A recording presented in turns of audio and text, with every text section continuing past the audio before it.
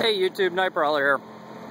Anyways, we got most of the fabrication done on it, and I just wanted to show you the progress.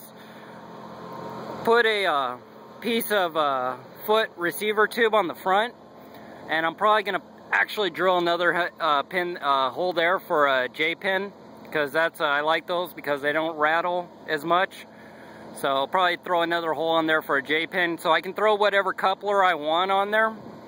So if I want to go ring and pin, or if I want to go, you know, off-road coupler, or a standard, you know, ball, I can do that. I got this jack stand here.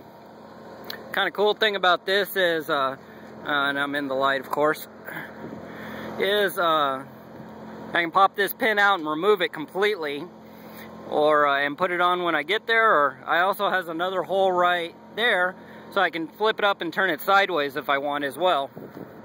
Running 2-foot high walls.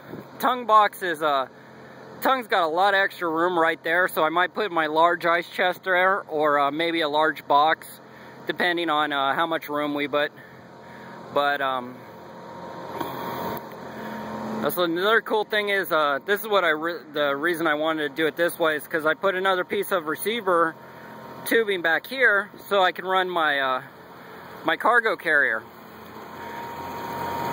So I thought that was a good idea. I like that. It gives me a great deal of extra room. So. And got the lights right there.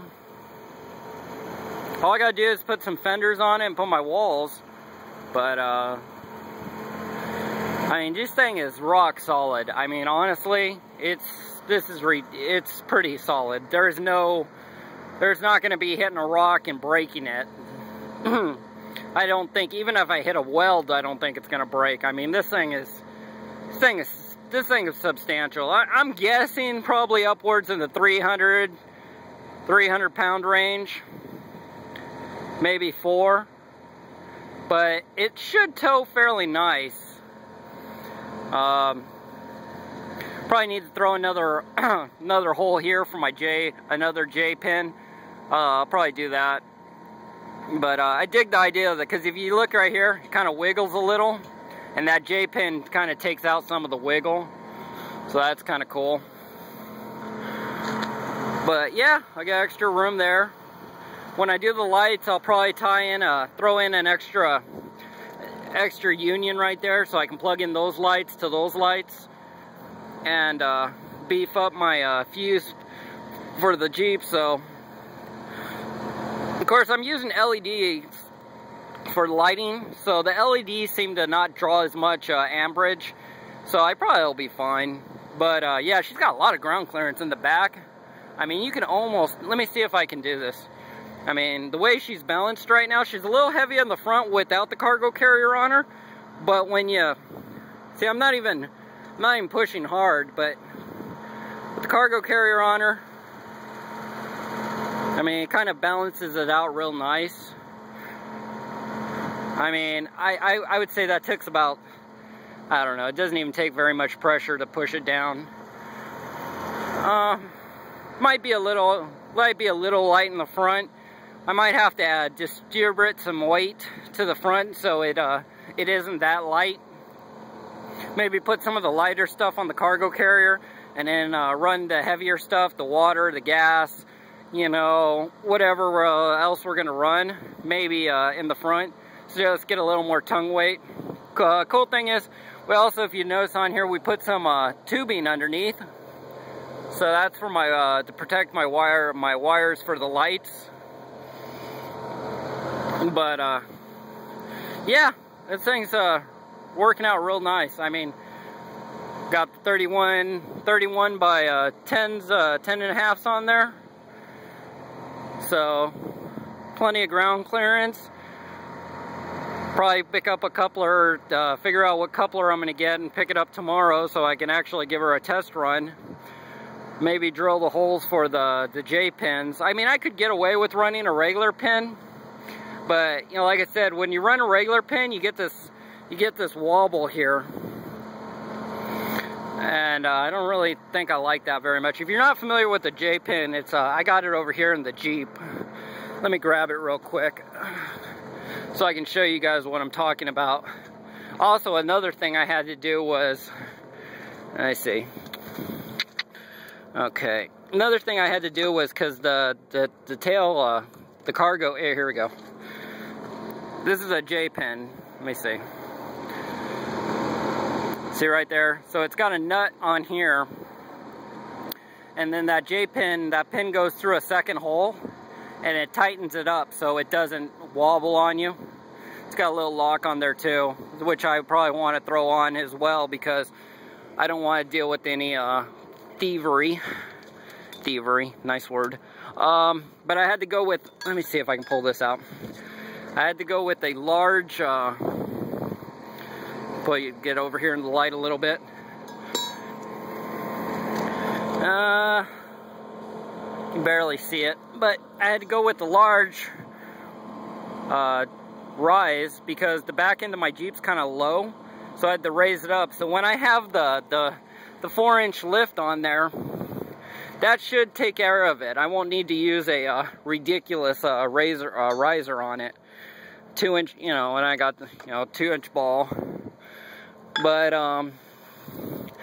yeah, I just I'm really happy with it. I mean, he did me a solid, the guy who welded this, because it wasn't me. It wasn't me. Tim, it wasn't me. I can't take credit for it. But he used this stuff, let me see if I think it was 70-18 rods for the welds. So yeah, it's pretty solid stuff. It's a stick welder. It's a ridiculous stick welder. I mean, I'll show you what this is like, what it looks like. It's basically one of those. We probably have 20 of them around here, but he used one of those, and he knows way more about that stuff than I do. But yeah, I'm pretty stoked about it. Honestly, price-wise, it's gotten up there a little. I mean, it did cost me a little bit. It cost me around I'd say 225 for the springs and axle, another 350 for tires, another 120 for the rims. Steel cost me, first batch of steel cost me about $280. Second batch of steel cost me about $200. That little jack in the front cost me about $80. So yeah, I spent some money on it, but this is going to be something that I'm going to have for a really long time. I mean, she's built rock solid, and she's going to give us the room that we really need. With the Jeep, you can't tow, especially a four-wheel drive, Wrangler, you can't tow a lot. I think you're maxing out about 1,500 on a stick shift. So I've got plenty of, I could load this thing up to, 1,500 pounds and be good. So, even if I don't know, I mean, I might be able to slide a quad in there. I'm not quite sure. It might be a little narrow for a quad. Not a four-wheel quad. That'd be way too narrow for it. But maybe like a little, like a Banshee or something. I mean, a little dune racer. That might work. But, yeah, figured I'd show you guys where I'm at. I just gotta do some fenders and some lights. Hopefully today or tomorrow I'll get paid and I can go pick up my lights and the brackets that I need. Probably throw the lights up right around here, because I don't want them to be obstructed by the carrier, and I want the carrier lights to be on, so throw them up high. And yeah, and this carrier is rock solid, guys. I mean, this carrier, it's been on the Jeep already for probably a few months now, and that thing is really solid. If you're gonna get a cargo carrier, get the Rollo one. It's a little more pricey, but it looks good. It's not, it's heavy duty. It's a lot tougher than the standard ones, but yeah, and it gives you a little bit more rise on it. So I'm gonna go quiet here for a second, so I'll talk to you guys later.